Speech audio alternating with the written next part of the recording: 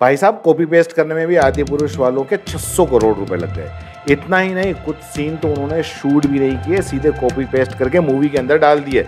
इन्होंने कोई भी नहीं छोड़ा। Marvel, DC, game of thrones सब जगह से कॉपी किया, बल्कि यूं कहना चाहिए कि सेम टू सेम कॉपी करके इसे ही छाप दिया।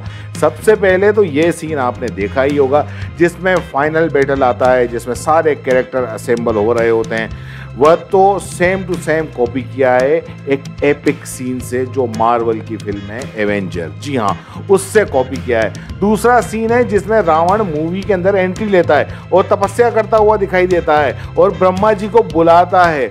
उस वक्त रावण का जो लुक बताया है वो पूरा का पूरा कॉपी तो नहीं है, लेकिन वो पूरी तरह से इंस्पायर्ड है गेम ऑफ थ्रोन्स के किट हैरिंगटन से, जिस रावण के बारे में लोग बाग सदियों से सुनते आ रहे हैं, जिसको दशहरा पर फूंकते आ रहे हैं। आदि पुरुष का रावण तो जाने ये कौन सी मार्वल मूवी से उठा कर ले आए हैं जो इंडिया के लोगों को समझ में ही नहीं आता। अगला सीन वो है जब राम लंका जाने के लिए समुद्र देव से रास्ता मांग रहे होते हैं, पर वो रास्ता नहीं देते और तब श्री राम अपना धनुष बाहर निकालते हैं तो समुद्र देव प्रकट होते हैं। तो समुद्र देव का अपीयरेंस होने का जो सीन होता है वो पूरा के पूरा कॉपी किया है नार्निया 2 से। इसके अलावा एक और सीन है आदि पुरुष में जिसमें श्री राम पानी के अंदर ध्यान साधना कर रहे होते हैं। जब आदि पुरुष का टीजर आया था तो उस वक्त ये सीन काफी चर्चा में आया था। उसी वक्त इस सीन को कॉपी बताने लगे थे मूवी एक्सटेंशन से।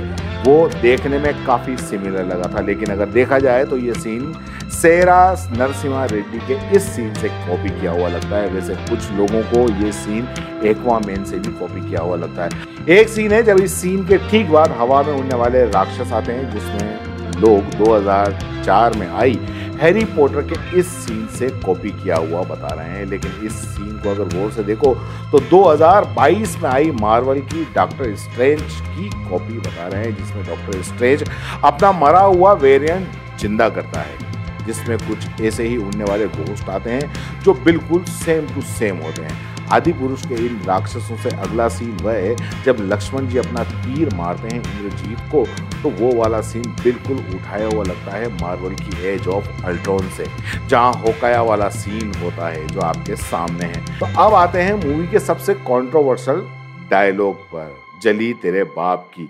साला ये भी कंप्लीट कॉपी किया हुआ है। इस्कॉन के गुरु जिनका नाम है अमोघ लीला प्रभु, उनके द्वारा ये सुना गया है, आप सुनिए। बोला था कपड़ा किसका रावण का, घी किसका रावण का, आग किसकी रावण की, जली किसकी रावण की। देखो सुना आपने, लेकिन अच्छा होता कि कॉपी किया हुआ था, लेकिन उन्होंने कॉपी क्या किया, उसको मॉडिफाई कर दिया और पूरा के पूरा घासलेटी डायलॉग बना दिया। गुरु ने जो बोला वो ही अगर लगा देते तो काफी था, लेकिन इन छपरी राइटरों ने हनुमान जी को गली का गुंडा बना दिया और बाप अलग से जोड़ दिया। अब अगला सीन है चमगादड़ वाला, जिस पर रावण बैठकर आता है। ना तो ये पुष्पक विमान है, ना ही ड्रैगन दिखा, पता नहीं कुछ अजीब सा जाने का झंडू बाम की तरह इन्होंने बना दिया। लेकिन फिर भी अगर देखा जाए तो ये कॉपी किया हुआ गेम ऑफ थ्रोन्स के ड्रैगन से। अगर कॉपी ही करना था भाई तो कुछ ढंग से स्केल करते, कुछ बढ़िया सा बनाते, लेकिन पता नहीं क्या मालूम कौन सी कॉपी करके इन्होंने क्या बना दिया। अगला ये सीन आपने देखा होगा जिसमें रावण एंट्री मारता है और वेपन निकालता है, वह भी कॉपी है मार्वल के कैरेक्टर से।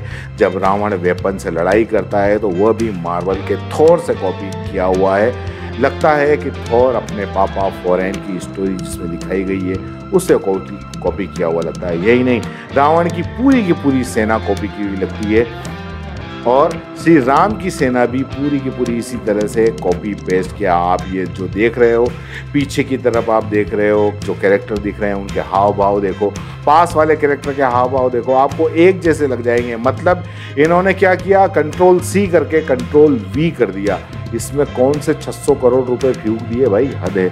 ऐसा लगता है कि इन्होंने हॉलीवुड की जितनी भी एक्शन मूवी थी, Marvel, game of thrones, Harry Potter, सब कुछ कॉपी कर लिया, कुछ भी नहीं छोड़ा। इन्होंने सही मानों में अगर कॉपी करना था तो ये कॉपी करते रामायण से। रामायण की स्टोरी इन्हें कॉपी करनी थी, उन्होंने वह पूरी की पूरी बदल के रख दी। मतलब रामायण को पता नहीं किस तरीके से इन्होंने पेश किया।